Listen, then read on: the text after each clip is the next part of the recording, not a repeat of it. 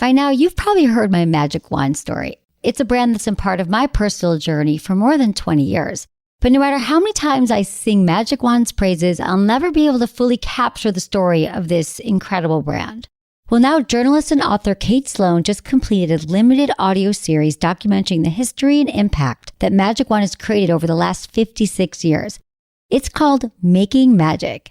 And the series chronicles Magic Wand's incredible brand story through interviews with nearly 40 experts, performers, business owners, educators, and fans. So I got a sneak preview of this series, and what I loved is that Kate weaves together snippets from all their interviews into this amazing story arc.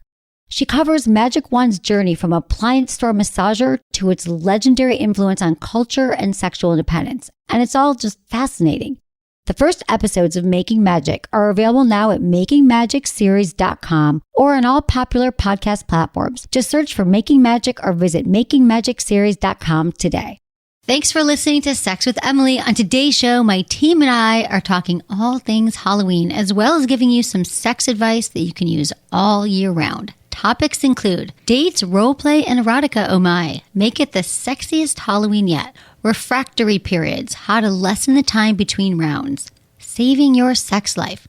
What to do if you never have a chance to be alone. And what's the deal with vagina steaming? All this and more. Thanks for listening. Look into his eyes. They're the eyes of a man obsessed by sex. Eyes that mock our sacred institutions. Bedroom eyes, they call them in a bygone day. Hey, Emily, you got a boyfriend? Because my man E here, he just got his heart broken. He thinks you're kind of cute. A girl's gotta have her standards. Oh my. Do women know about shrinkage? Isn't it common knowledge? What do you mean, like laundry? It shrinks? Can we not talk about sex so much? Are you kidding me? Oh my God, it feels so good. Being bad feels pretty good. But you know, Emily's not the kind of girl you just play with. You're listening to Sex with Emily. We're talking about sex, relationships, and everything in between. For more information, check out sexwithemily.com, which is actually an extension of the show with useful information to help you out. You can also find us on social media. It's at Sex with Emily, Facebook, Twitter, Instagram, across the board, really. Wherever you are on social, we're there. Same with our podcast, you guys. You could find us on Spotify, Google Play, iHeartRadio, SoundCloud, and, of course, on iTunes. We love when you comment and subscribe on iTunes. It's fabulous. It makes us so happy, right, team? I'm here with my team. It does. Yay. Hi, Jamie and Sarah. Hello. Hello.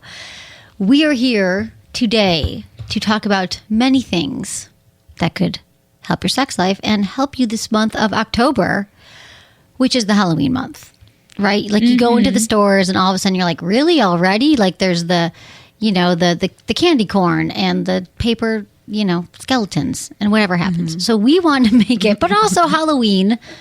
I think that's what the paper skeletons remind me of one called Seymour Bones that my friend's dad for years used to send us in college one of those paper skeletons that you hang up, and we would call it Seymour Bones. And I had a very emotional attachment to him. So anyway, we do a lot of and when we're kids, it's like the best time of year. Halloween's so exciting. Yeah. And then you get older and you're like, oh, I got to go out. I got to dress up. And for many people, for many women, it was like, oh, I want to dress something really sexy, something really out there that we might not wear other days of the year. So we're going to talk to you about how to maybe find something sexy or something that actually feels true to you and kind of have a dual purpose. What are you guys thinking about Halloween? Anything yet? Anything on your radar? I don't know. I just like this time of year. I love scary movies. So I just feel like I have like an extra excuse to watch them during this month. My dad makes the house look really, really cool for Halloween. You're one of those homes. I love that. Those homes. That's he used to do a lot more when we were younger, and now that we're like both me and my brother out of the house, it's like just these pumpkins, but it's like a really cool display of pumpkins. So it's just, I don't know, it's fun. And I do like dressing up. So. Yeah, it's fun. Okay, so we've got some, anything with you, Sarah? How do you feel about Halloween? I like Halloween. It's fun. I like to do spooky things. Pumpkin carving's always cool. I like pumpkin carving. Yeah.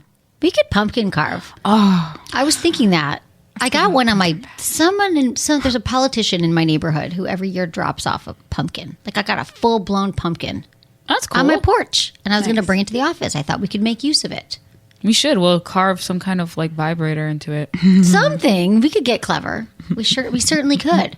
But when we're adults, you still can't escape it. Halloween's around, and I like it. I like going to a fun party and or with friends. But I think there are some cool things you can do if you're in a relationship or just dating, or even with your friends. That could be fun adult Halloween activities. Haunted houses. Do they have fun haunted houses in LA? Yeah, there's a lot. In LA, it's cool because you can go, if you want to, you can go to Universal Studios, or, you can go to Six Flags, or Knott's Scary Farm, as they like to call it. Universal is probably the best because it's movie quality. Right. So those are always really fun to do. Oh, you can go there and see a movie? No, at Universal they do. It's called Haunted Horror Night. So the park closes at like 6 p.m. and then it reopens at night. And it's like they have like people dressed up in movie quality, like monster, scary type things. It's not for the people that are faint of heart. Like literally, it's very like people It's, like, chase real, people right. chase you with like chainsaws and like things, and they don't touch you. So that's like the thing. If you're scared, the thing to remember is they're not allowed to touch you. It's literally just to scare you. And you go on these mazes. So you walk through these things and they're like movie themed. So there's like Friday the 13th, or there's like this year they have Stranger Things, or it's fun. Okay, that But sounds there's like also a fun just thing. random Halloween haunted What houses around. I like about that is because we always talk about how couples who do something like that sort of produces a lot of adrenaline with each other can be like a fun event, like skydiving. But you don't have to skydive. You could see a scary movie or go to a scary themed event. And that in turn can enhance your connection. Funny enough, being scared out of your mind with your partner is like a connecting experience. Yeah, and I feel like if you are really scared and your partner's really good at comforting you, that's just like a good thing to know in general for other things. And then if your partner's the one running with their eyes closed, and not comforting, that's also a good thing to know. Right? Because then you're like, okay, like if this was a real situation. Exactly. If there's a real thing going down, now I know. Gary pepper spray. Gary pepper spray, for sure. Okay, what else? We got our pumpkin patches. Yeah, there's some like tame things. It doesn't have to be scary. Like pumpkin patches can be fun, hay rides, things like that. I mean, just going to a Halloween party to dress up. Well, you know what's funny though? When I was in college, back up, it was not sexy. Like sexy Halloween is like a newer-ish thing. I think that we were more being judged around. Like you'd be judged, I think, or it just wasn't a thing. Like you wouldn't walk around half naked. I didn't know that. In the 90s. No, it was like I should bring in, because now that I'm going through the garage and cleaning out, I was a crayon one year. Like I was wearing all blue, and then I had like made like a blue cardboard, hat. Like, That's so cute. yeah, like I was a crayon. All my friends were crayons, like the 5 lights. And then one year I was a bumblebee, like I was in a black velvet thing, like nothing sexy. Okay. It just wasn't like that in the 90s. Which is funny because they do make sexy bumblebees. Well, now you could be a sexy bumblebee, but we were not sexy. I was not sexy. There was nothing sexy. There was no skin bearing. Like it was just not a sexy time in that way. I thought I was cute and attractive maybe at the time, but no, sexy Halloween is probably in the last 15 years. Okay. So Interesting. yeah. So anyway, that was not. But right, we all like. But what I like about this is dressing sexy is not to do it just to do it. Just because you're like, okay, I'm going to go find the sexiest thing I can. I'm going to wear no clothes. I'm going to wear these thigh highs and some bustier. But you don't really like feel like it's you. You're just doing it to go out maybe and be sexy. But I think it'd be fun to find something that actually speaks to you in a sexy sense, because it could also be a great gateway into like role playing. Like I love role play, and I think that role play is effective for so many people and so many couples, but there's a huge barrier to entry. Like you were like, I wouldn't know how to start. It'd be weird if I showed up as the mailman one day. Like, how do I just show up and do that? So I think if you are in a like after I was reading this, like I texted my boyfriend, I'm like, let's dress up together, because I think that can actually be fun to play it together. Yeah. So You go out to a party as a couple's costume, and then you come home and you keep on partying, but in the bedroom. Yeah, I like that idea a lot, because then it's like for the people that are like, well, I don't want to just like go out and get like a costume of some sort for no reason. And not that role play needs a costume, but it makes it a little bit more fun. And so this is just kind of like your excuse. You're like, okay, like we can get into this kind of role throughout the party in a sense, like because people are like, oh, I know what your costume is. And then you go home and then you're like, okay, let's continue this. And it doesn't have to be this like super elaborate, like great sketch, I think, either. I think people put too much pressure on themselves for role play. No, right. If you're like doctor patient, you could be like, I feel my forehead. I have a flu coming on. You know, it's like done. You're in. Doctor. I think that people just realize once they get over that hump that it's actually really fun to kind of step outside yourself. Let me take your temperature. Let me take your temperature from behind. Oh, okay. So that's just some. It's another fun way. If you're just gonna sit home and you don't feel like doing anything, you're like, oh, it's annoying Halloween, but just maybe even something sexy you already have, like just go out and do something fun. What would your ideal couple's costume be? Oh God, now I know. I've been thinking about that, like because I'm trying to think of what my couple's costume would be. Maybe since we went to Greece this summer, some kind of like Grecian goddess or something. Ooh, Aphrodite. Because exactly, Aphrodite. And it was so funny. Side note, being Greece, like you'd meet someone, she's like, "Hello, I'm Aphrodite." Like I'm, they'd have all the, I'm Pegasus. I'm like, really? You are all you people? So yeah, that's maybe I would do since it's also thematic. What about you guys? What would you do?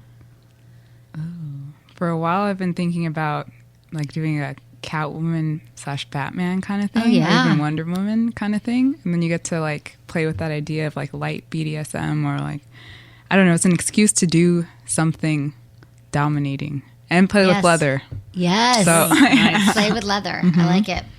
I'm not really sure. I haven't this is going to be like my first Halloween where I have a partner. I don't think we're going to be doing a couple's costume either.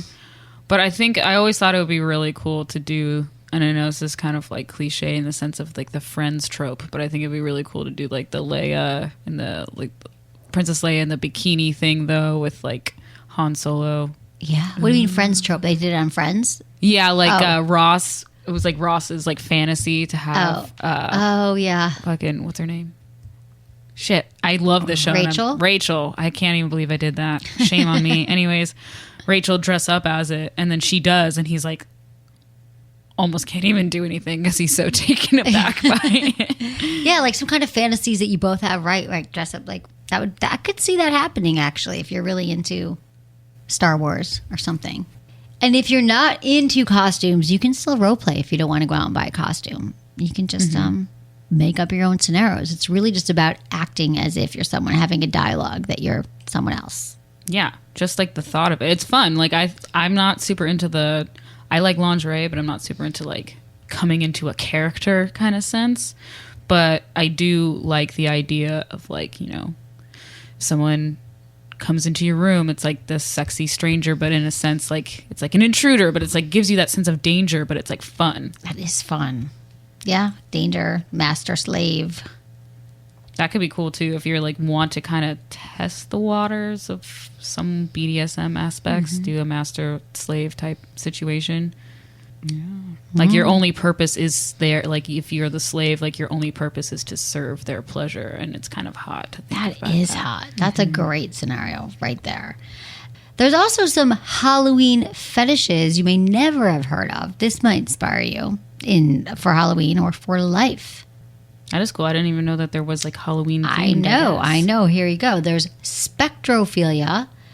And this is a paraphilia in which a person experiences sexual attraction to and sexual arousal by ghosts, spirits, and specter figures in mirrors. They get really into this fetish and they claim to have sex with ghosts. I mean, if that's your thing, that's super cool. I just wondered, like, how do you even know that you're having sex with a ghost? Like, how would that feel? Would it just be really cold?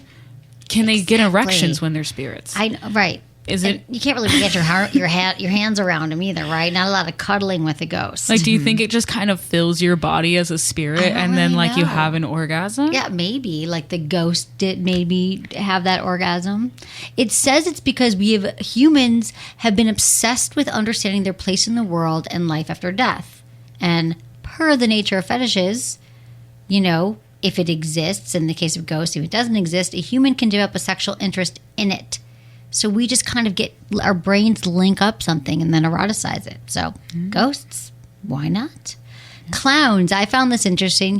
Coulrophilia. A lot of people freaked out by clowns. and it can get kind of hot. So this involves sexual attraction to clowns, mimes, and jesters, just to name a few. This would be my nightmare. So there was an evil clown epidemic that was all over the news. Yeah, the people were like just coming out of forests. See, now I have one just reading that. Now I'm afraid of a scary clown. So I'm not into that. But But if you are, it's cool. It's just, oh my gosh, no. Are you afraid of clowns? I mean, I'm not afraid of them. I'm not afraid of them now. But when I was younger, I was terrified of clowns. Yeah, same. And I just remember going to my neighbor's door on Halloween, and he was wearing a clown mask, but he was doing like a double-headed clown mask thing. Like it was two people, and it was scary, and he was walking really weird, and I freaked out, and I like ran away. And he the neighbor felt really bad about it, but I'm like, 3 years old. Right. It's like traumatic. I was like, what? Yeah, you got like the big feet and the big nose. Like, who decided that clowns were cool for kids anyway?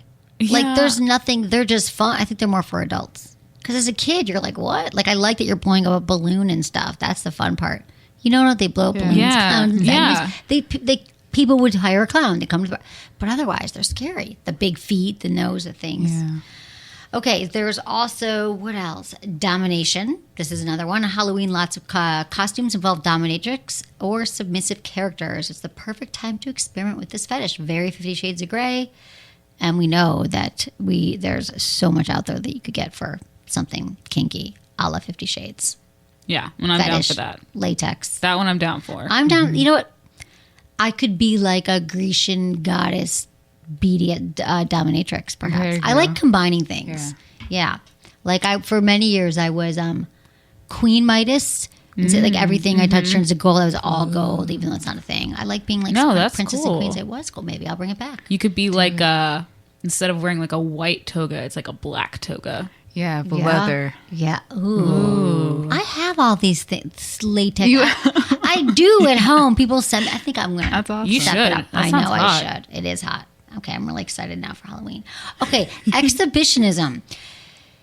So we all know people are wearing less clothing on Halloween, but if you're into exhibitionism as a fetish, it's the perfect time to do it because it's about getting a reaction from an unsuspecting person seeing you naked, which is not necessarily consensual. So which is why this is better as a fantasy. This is a really common one. People having sex in public or going to play parties and wanting people to watch them having sex in their, or even in their backyard. Because it kind of like, unless your neighbors are looking, but just this thought of like that you could get caught. Yeah, So, definitely. you guys have any of that in you? Yeah, I haven't ventured into that in quite some time. Well, now you've like 16 roommates. You could just do it in the living room. Yeah, but Thinking about I watching mean, I'm sex. not gonna. I have had sex with other people in the room, Right. and not Right. like cared. Got it. So Okay. not Just that an I idea. Yeah. But I like this idea too. I do exhibition. That can be hot and fun. Having sex with pumpkins because they're shaped like buttocks. They're good for carving holes into. They're firm on the outside. They're squishy on the inside and have a hard phallic stem. Jesus, everything's phallic. You can find phallic in It's symbols true. and everything, right? Yeah. I mean, Okay. I guess it's like squishy. I could see like That's why you're bringing the pumpkin to the office? Well, no. Now I'm not bringing the pumpkin to the office. Like now, I don't want to come back and it's all mashed in because somebody had Like, sex what with the happened to the pumpkin. pumpkin? I'm like, I just wanted to make seeds. Now I can't. They're tainted. Like what happened? No, hands off my pumpkin. Hands off my free pumpkin. Okay. However, the smell of pumpkin. Good transition. It's not just penetrating a pumpkin that turns people on, but the scent of pumpkin. I think that's true. Pumpkin candles smell good. The smell, though, of pumpkin, blindly selling it. Ooh.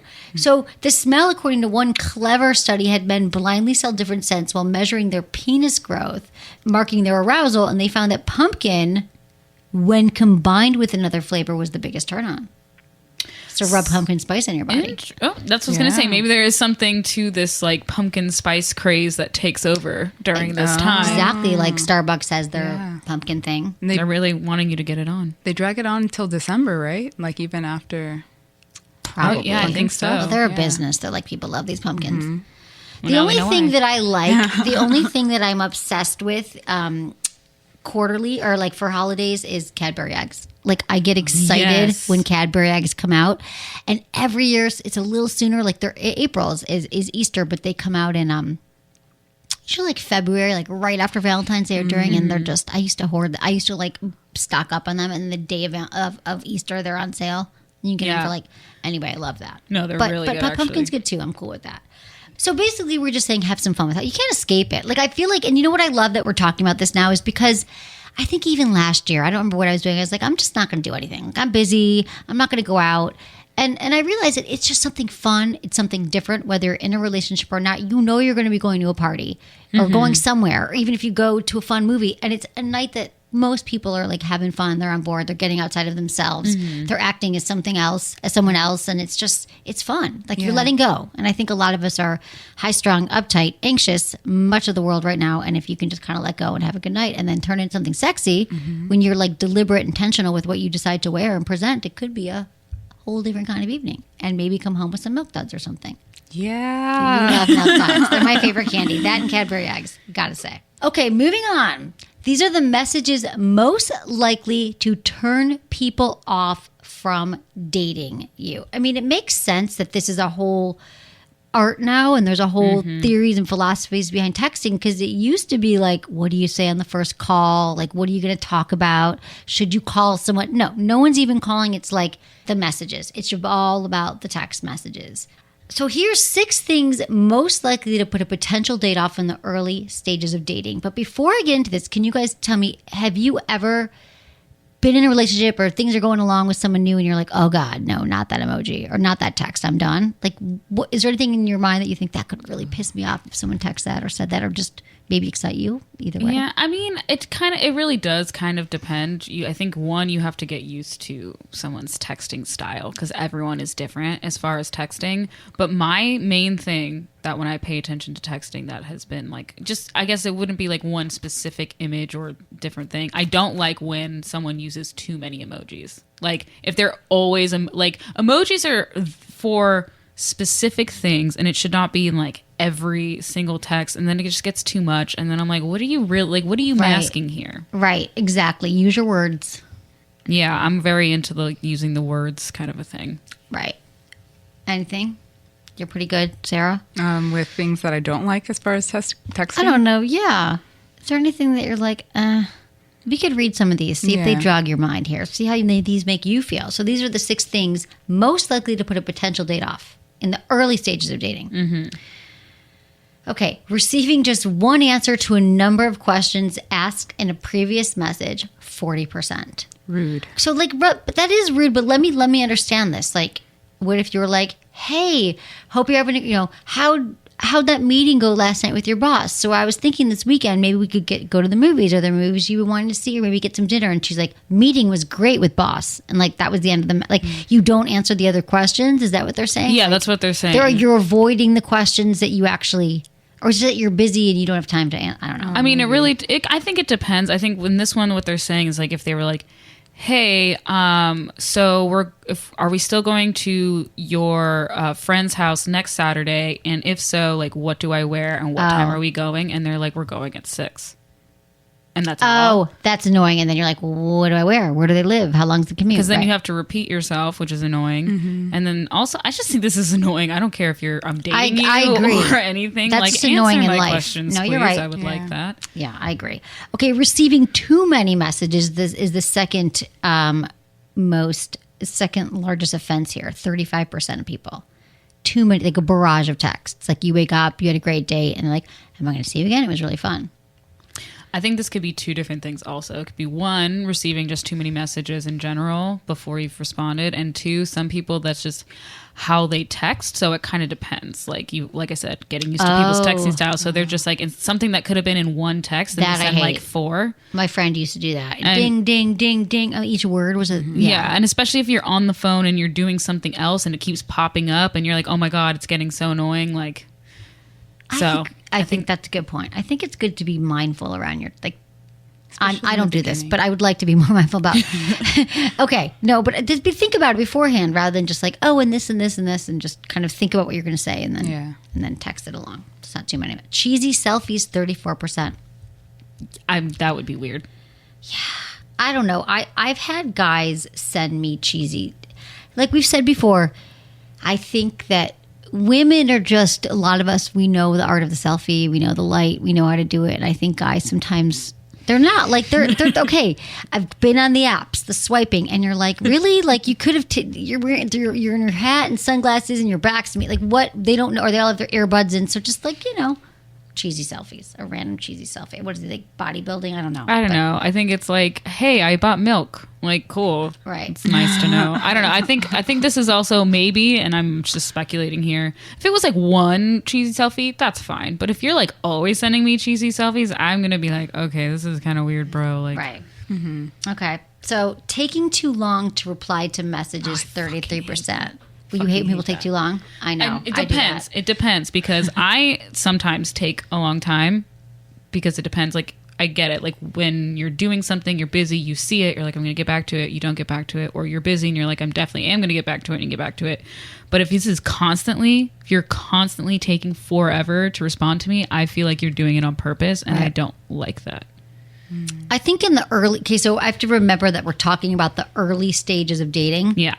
So in the early stages of dating, if you're into somebody, you're going to text them back. Like, we all have our phones with us 24/7. And so I have to think that unless someone's working like in the emergency room, or they're flying, doctor in the emergency room, or they're flying somewhere, but even then you can text, and they have a pattern of like waiting a few days or a few weeks.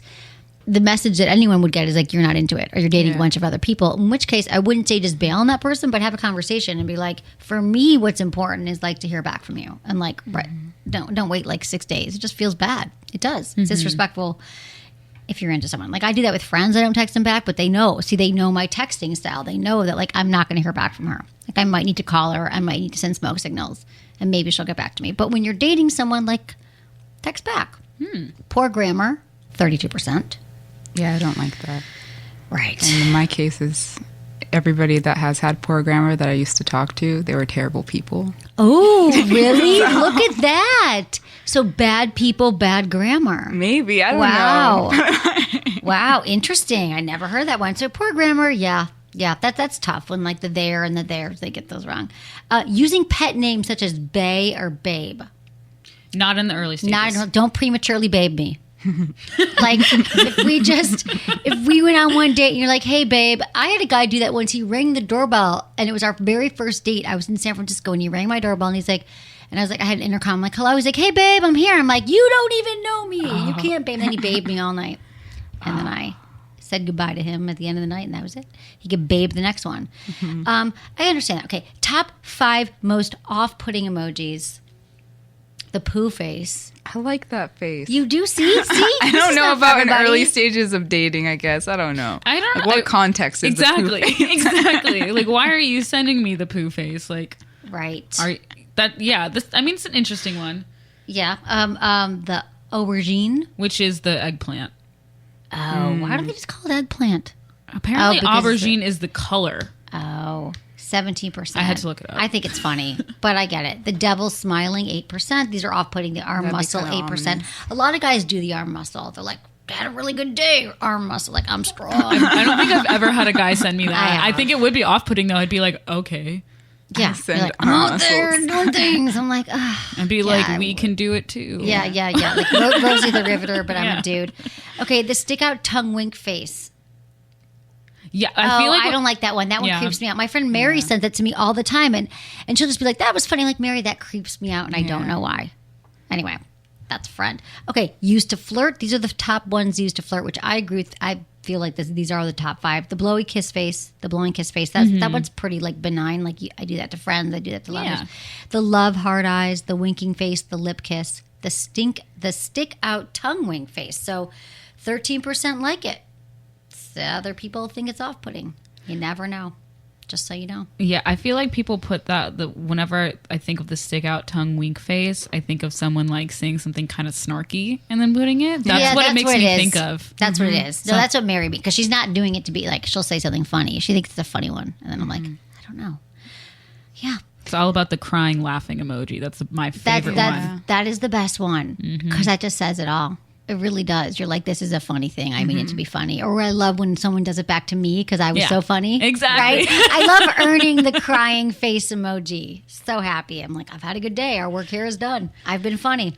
One more thing I want to add is about texting styles in a relationship when you're dating someone. I think that these days there's nothing wrong with saying like, hey, just so you know, I don't often get back right away. Or it's so much easier to pick up the phone, or during the day it's super busy, or like just because text can also be misconstrued, right? You can think that, I mean, I've heard from so many friends like, what do you think this person meant by this? I'm like, probably that he's going to the store and we'll see you soon. Like, what else could that mean? But people are like, but he said soon, and just all these things. So I think... No, I agree. It's like everyone has a different texting style. Like the guy that I'm seeing, I had to ask him just because of he's very short in his text messages. But sometimes I feel like, I don't know, and maybe I was just also just feeling needy at the time. But I asked him, I was like, are you annoyed? Like, do you think it's annoying when I text you? And he's like, what do you mean? And I was like, I don't know, because sometimes I've texted you something and I think it's like really funny, and you're just like such a dry response, or just like a ha, and I'm like, not even a ha ha. And so it's like, to me that makes me feel like I texted you and you're like, oh, what is she saying now?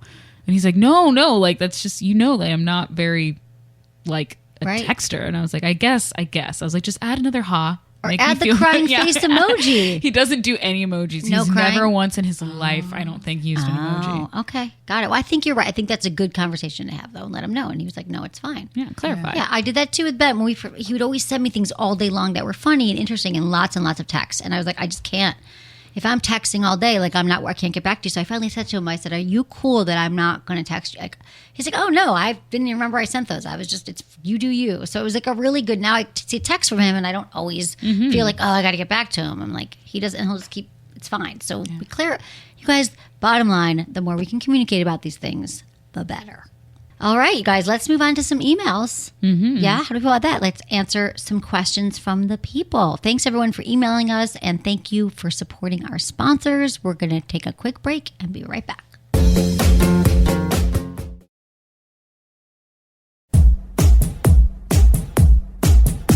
Okay, guys, on to emails. I am on with Sarah and Jamie. Sarah's the newest member of our team. Hi, Sarah. Hi. This is fun to have you here. And Jamie just celebrated her 3 years at Sex with Emily yesterday. I did, and it's been a wonderful 3 years. Just want to say, dude, and Michael has been with us how long doing sound? 2 years. I mean, this, and Ken, 3 years almost. Like, I'm just telling you guys, it feels amazing to have such support and such an amazing team. It was a dream of mine to someday build a team that was actually people that I look forward to working with, that were smart and creative and brought so much, and were just as excited to Sex with Emily as I was, and that has happened. So I'm grateful. We are grateful to my amazing team. Yes. So fun. Okay, so now on to your questions. I love answering them. So if you want a question answered on the show, text Ask Emily, all one word, to 797979. Fill out the short form. Check yes if you want to be called. Or go to my website, sexwithemily.com, click Ask Emily tab, include your name, your age, where you live, and how you listen to the show. Okay, who wants to read the first email? I'll do it. Go ahead, James. Okay, so this is from Anne, 37, in New Jersey. Hi, Emily. My husband and I are working on marital issues in counseling. One thing we've discussed is not enough frequency in our sex life. I've started listening to your show, masturbating more, and we've had good sex recently. Now I feel turned on every day. Only my husband said he can't perform that often. He needs a few days to recharge. Is that normal?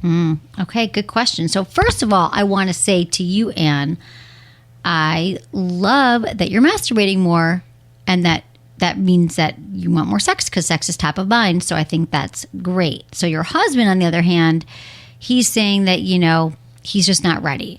So here's the thing about the refractory period in men. Unless you're under the age of 22 or 25, many men can just keep going again. The refractory period takes a lot less time, meaning the period in which he can get an erection again. So after orgasm. So he might not be saying he's ready mentally. I'm not so sure. You're 37. He's probably about the same age, I would think.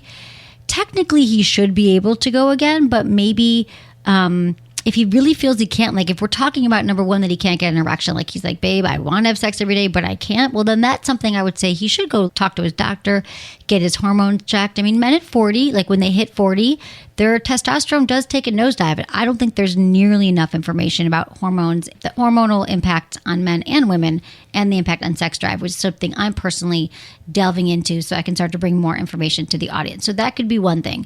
If he's taking a few days, that is a little bit longer. So I would say get his hormones checked, and then you could still, if you still want to connect sexually, it doesn't have to be penetration. There's a lot of other ways you guys can connect intimately. Yeah. Sex without penetration, oral sex, all that stuff. He is saying that he says he can't perform that often and needs a few days to recharge. So, or it could be the refractory period, but I think you're right. It could be also mentally. Maybe he just has like a lower sex drive. So it's not just that he like physically can't get an erection. His sex drive is lower, so you just kind of have to think about because like maybe she's like, hey, like how about you just go down on me, or can you at least hold the vibrator for me, or whatever, and he's just like not into it. Right. Well, that's a good point. There might be some other things going on, because typically he probably can get hard. But what I think is also for men, a lot of times when there's a lot of stress or anxiety, especially around money or their career or their job, that's going to have it's like a direct link to their penis. They're like, I'm stressed, I'm anxious, I can't feel, I'm not into sex. So if that's going on, that could also be it as well. But I think that if you guys talk about it, Anne, and you're like, hey, listen, babe, I want sex more frequently, what can we do together? And I think some of these intimacy building things, massage, could really help. Okay. Sarah. Yeah. Why don't you read the second email? Okay. This is from Sean, 30, from Australia. Hi, Emily. What is your opinion on sex workers? Is it a good way to scratch your urges if you don't have a partner? Thanks. Okay. Sean, my thought on sex workers are, it's a personal choice. It's a personal decision, and it's definitely not for everybody. So just make sure if you do see a sex worker, you know all the necessary precautions, that there's someone that they're tested and there's no abuse going on and it's all consensual and all those things. I'm wondering if there's something going on with you. Like, I'd love you to scratch that itch with somebody, with someone that you actually like, someone that you know and that you could build a relationship with, unless that's something that you're not looking for right now, if there's not a place in your life to kind of build a relationship or to meet somebody. I think it's a real way to do it. Like, you definitely could hire a sex worker and you could have sex, and then temporarily that itch would be scratched. But what happens for a lot of people is they go to see sex workers and then they want more and more and more. And it could become sort of I don't think it's often just a one-off thing for many men and women. It's a way to have sex without intimacy, without emotions. And so I'm just wondering if this might be something for you to look at right now about you, Sean, and what you really want, and if there's things that you want to work on for yourself to be able to build a healthy relationship with someone. But I'm not going to judge you, if you to go see a sex worker. I mean, people do it all the time, but you're young, you're 30 years old, and I think it'd be great if you could find some lasting connections with people that you know. It kind of just depends on really, I think, like you said, what that's for. Like if you can just if you just do it once and then you're like your urge is scratched and then you go and find and meet someone, that's great. But if you're trying to look at it as an alternative to meeting people in general, I mean, that's still your decision, but you shouldn't give up on just trying to find an actual real connection after a while. Like, don't make it become like a huge habit. And also I like that you brought up that it's consensual and there's no abuse going on. Then make sure that it's like the sex worker, she or he, whoever you're trying to look for, is someone that is doing it by choice and wants to be there. Right. Exactly. So all those things, under consideration, Sean. So yeah, go ahead and scratch that itch once, maybe see how it goes down, but then kind of turn the lens towards yourself and see what you might need to work on. Okay. I could read the next one from Shannon, 22 in Pennsylvania. Emily, do you have any experience with vaginal steaming? I recently heard about this and want more information. How to get into it, what spices to use, if any at all, what products are needed, etc. Does yoni steaming live up to this hype?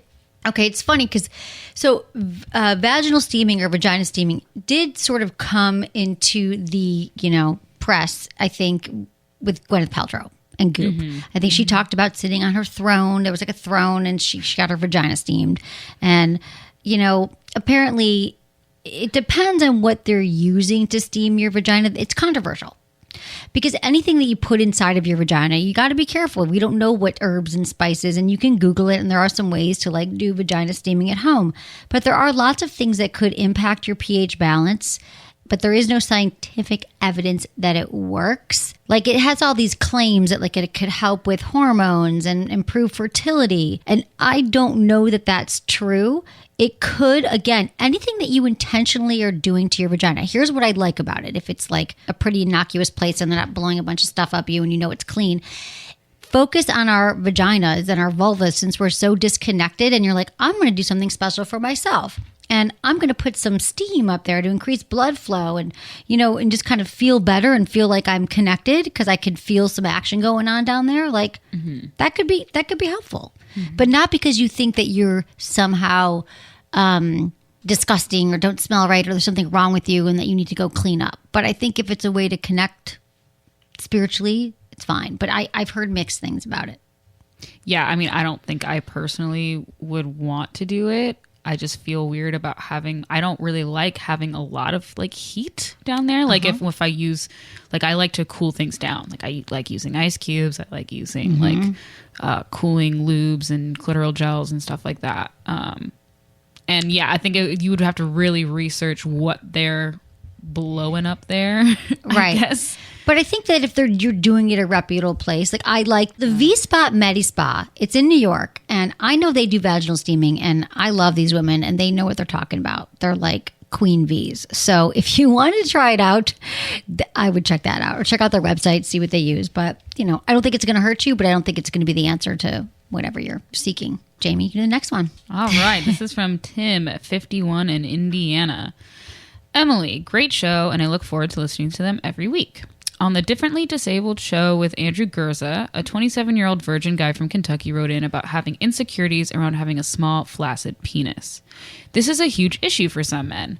Guys are not erect all the time, and many men, myself included, do not like our penises being seen while it is not at its best. It's especially the case when we are growers and not showers.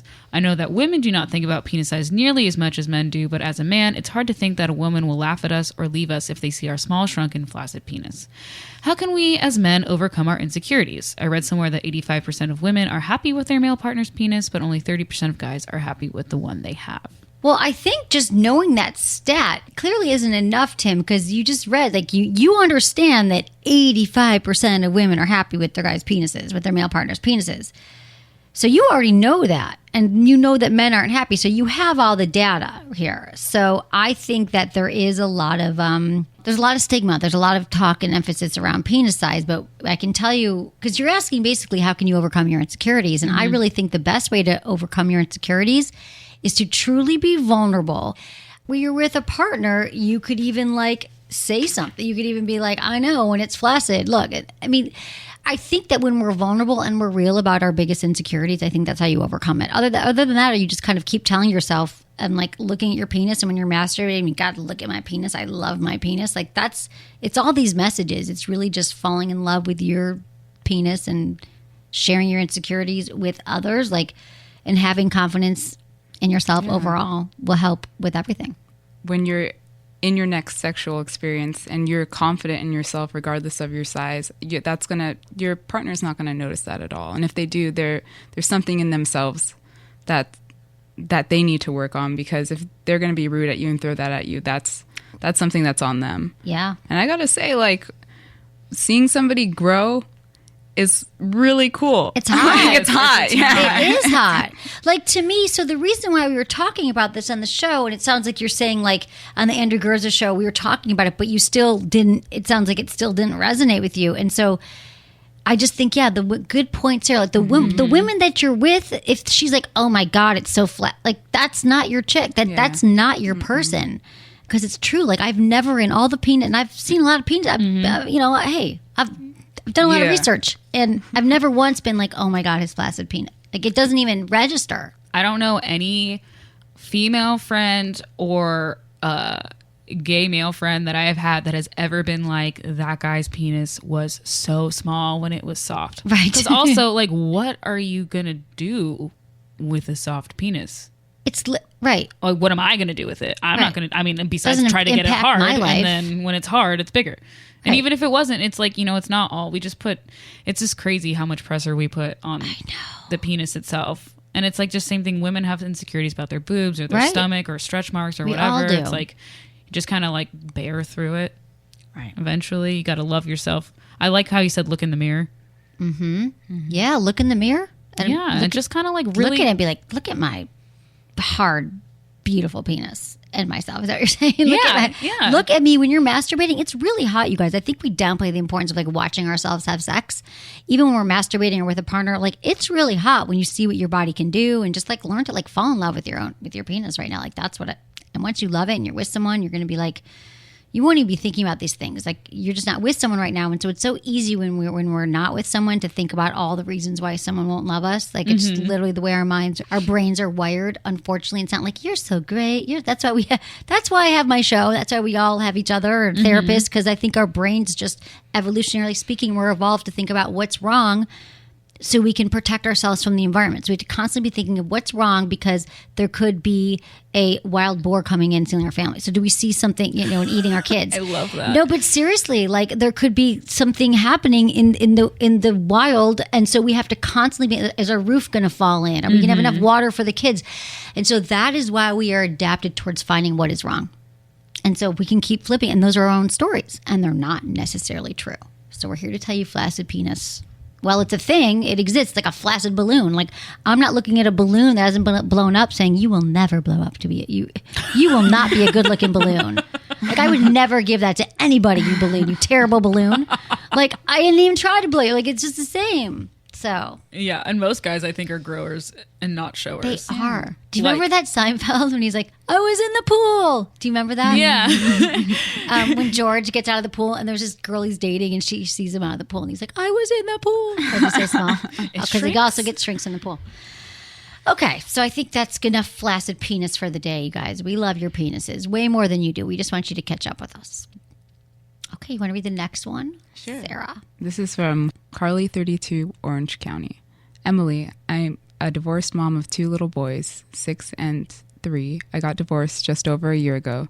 3 months ago, I went on my first date in 10 years, a mutual friend of several other friends who I had never met before, and we've been casually dating ever since.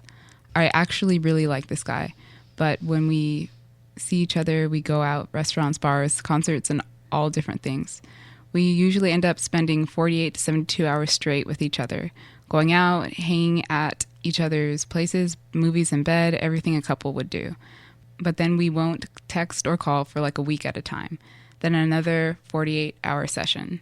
This seems to repeat over and over. I haven't dated in 10 years. Is this a new normal thing? Or is this just one dude? For all I know, he could be dating other people or no one. I want to enjoy the ride and be chill, but I really enjoy this guy. Do I just accept that this is how it is and let things unfold naturally? I would like this to turn into a more exclusive relationship, but I refuse to be that girl who asks all those questions. Help, I would love to know your advice on what to do. Okay, Carly. All right. So first of all, I get it. When you have been dating for 10 years and you popped out now and like everyone's on the apps and there's texting, like it is a different world. So yeah, there are some guys that are like this, that just kind of want to hang out and not text, but not all guys. So I don't think it makes you like uncool to bring it up. You've got 2 kids. I'm sure you're a single mom and you've got a really busy life. So when you see this guy, like you can only make time for certain people in your life when you have kids in a full life. I think that you have to let them know what you expect and what you're into. If you guys have been spending a few 72 hours together a few different times and then you don't hear from them, I think it's totally okay to say like, oh, okay, listen, so love these weekends we're spending together and let's talk about what else we're doing. Like, are we in this exclusively? Are you seeing other people? I just think we have to talk about it. And if this isn't okay with you, he's like, yeah, of course I'm seeing other people. Well, then you know. Like, I think right now is when you have to ask these questions and find out. Because if you haven't discussed it at all, he might be wondering why you're not contacting him. He might be wondering if you're seeing people on the weekends that you're not together. So I think just saying like, this is really fun. What are you looking for right now? I'm having a good time with you. Are you looking for a relationship? You get your information by asking the questions. But I wouldn't say this is normal. I say this is typical. Like it can happen with some guys are like this, some women are like this, and some are more like, hey, let's nail this down. When am I seeing you again? So I think it's across the board. Yeah. Don't think that you have to hide how you feel and what you want to seem like you're cool and chill, because then you're doing a disservice to yourself and your kids. Carly, you have to know like what weekends are planned, what days you're going to see him. Like it's just not as loose for you. And it is cooler I think it's actually cooler to be like, hey, so I used to think that. I used to think, I spent a lot of time thinking about or not wanting to be needy. I mean, I really wasn't needy. The truth is I really was busy and independent, but I was not the one to be like, what's the status? Or I was like the cool girl. And just because I just never, it was always my biggest fear to be that needy person. But now I realize like in different stages of life that it's actually just makes so much more mature. Yeah. And there's no game playing. There's no wasted brain space wondering what it all means when you can just find out. And the good thing about asking someone, what does this mean? What's our status? Are you seeing other people? You find out right then and there so much about the person, the relationship. If they're like, no, oh my God, I'm saying dating 10 people. This is not, then you know, then you're out. So you just find out. Like I wish I would have known better communication skills early on, because it just really helps. Like because there are things that you think, oh, I could never. Yeah. It's like you're sleeping with someone. Like why could you never ask questions? Exactly. Makes a lot more sense. And then you know, like you're in or you're out. Exactly. Okay, the last one. This is from Alex, 24 in Los Angeles. Hey Emily, I love the show and it makes for an insightful car ride every day.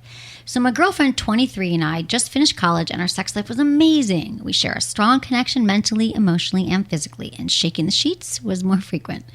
Now that we're back home, we have yet to have sex, and it's mostly because we don't have a private place. But she sees getting a hotel or going on a weekend trip as tacky and a waste of money. Not to mention her grandma is a major cockblock. Oh, those grandmas. Because it is improper for a lady to be alone with a man if they aren't married. How can we get our sex life back on track? Well, I think, I understand the grandma. There's a lot of parents and grandmas that they don't want their kids. They don't want them sleeping with someone else. But I think, first of all, a weekend away or a night away is not cheesy at all. A long weekend. That's fun. That's the fun part. It's tacky, I guess, in the sense of like you're doing it just to have sex. If that's how you feel. For me, that still sounds like a great weekend, just to get away, just to have sex in a new place. But it could be just like a fun thing. You go into a new environment. You guys are going out and having fun, and then you go back to like a hotel room to have sex. Right. Like that's totally. Even if it's like whatever you can afford. Yeah, or an Airbnb. You could probably get a room for a night in LA. And if you're truly from LA, there's so many camping places and cool places you can go to. Yeah. There's like this little spot in Refugio where you can see the Milky Way and the stars at night. Ooh. Like, why not go there? And like, you can bang under the stars in the Milky Way. That's kind of hot. Creative. Yeah, that's cool. I didn't even know about that. That's really fun. That's a really good idea. I think that you guys could get creative here, and also ask friends if they want you to house sit, dog sit, cat sit. I think people also like on Craigslist or wherever, they're always looking for people or friends. So put it out there like, I'm willing to do that. And you could have sex in someone else's bed.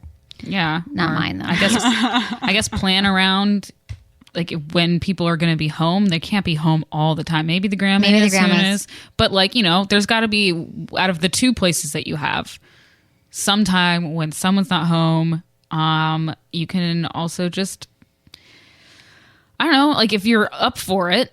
Because this is the thing. The alternative right now is no sex at all, which is obviously not fun. So try sex in public. It might not be as like amazing. It might have to be quickies, but legal. But you could get away. It's not legal, but you got to be smart about it. It's not legal necessarily, but or in a truck if you got like an SUV in the back. Yeah, like I've done that. Like, down. like I slept in a boyfriend's SUV. I don't know. We were camping. Like, put some blankets down. Just got to get creative. She should be part of this talk with you too, and not just shooting things down. So maybe you guys could brainstorm together.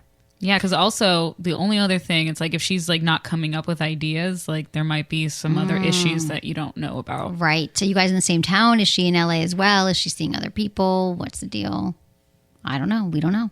Make sure it's important to her as well. It's so much easier that way when you both have the same goals for sex. Okay, guys, that was fun. It was. It's already over. All right. Thank you so much to Jamie and Sarah and Michael and Ken, who's not here. Thanks, everyone. Was it good for you? Email me feedback@sexwithemily.com.